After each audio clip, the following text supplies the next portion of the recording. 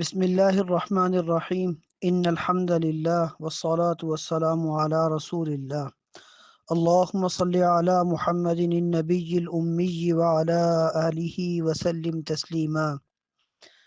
قال رسول اللہ صلی اللہ علیہ وسلم لا يلدغ المؤمن من جحر واحد مرتين لا يلدغ المرء من جحر واحد مرتين۔ حدیث مبارکہ کے الفاظ دونوں طرح سے ہیں کہ مومن ایک سوراخ سے دو بار نہیں ڈسا جا سکتا۔ تشریح اس حدیث مبارکہ میں ایک حکیمانہ اصول بیان کیا جا رہا ہے کہ مومن کی شان یہ ہوتی ہے کہ دین کی دشمن کی آہت شکنی اور سرکشی سے بار بار تشم پوشی نہیں کرتا، کہ دشمن دین اس دھوکے میں نہ آئیں کہ مسلمان دیندار بے وقوف ہوتے ہیں۔ شان ورود اس حدیث کا یہ ہے کہ زمانہ رسالت میں ایک شاعر تھا، اس کا نام ابو عزہ تھا یا ابو عزہ۔ وہ اپنے اشعار میں مسلمانوں کی خوب حجب کیا کرتا تھا،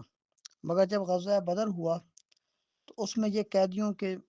ساتھ یہ شاعر بھی گرفتار ہوا۔ اس نے آپ صلی اللہ علیہ وسلم کی جب اسے آپ صلی اللہ علیہ وسلم کی خدمت میں پیش کیا گیا تو اس نے معافی مانگی، اور آپ صلی اللہ علیہ وسلم سے آپ صلی اللہ علیہ وسلم نے اس سے عہد و اقرار لے کر اس کو چھوڑ دیا، مگر اس کی کوئی شقاوت بدبختی تھی، اس نے پھر وہی پرانی حرکت شروع کر دی۔ یہ شاعر پھر غزوہ احد میں دوبارہ گرفتار ہوا،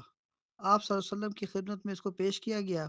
پھر اس نے آپ صلی اللہ علیہ وسلم کے سامنے بہت وعدے عہد و پیمان جو کام کر سکتا تھا کیے، مگر آپ صلی اللہ علیہ وسلم نے اس کو اس مرتبہ معاف نہیں فرمایا اور اس کو قتل کروایا۔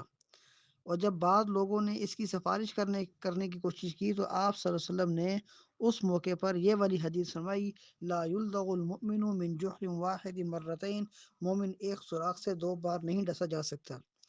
علماء کرام نے لکھا ہے کہ اگر مسلمان اس اہم اصول کی طرف توجہ کر لیں، اس کی رعایت کر لیں، تو مسلمان دشمنان دین کے شر و فساد سے ہمیشہ بچے رہیں گے۔ اللہم صلی علی محمد النبی الامی وعلی آلہ وسلم تسلیما۔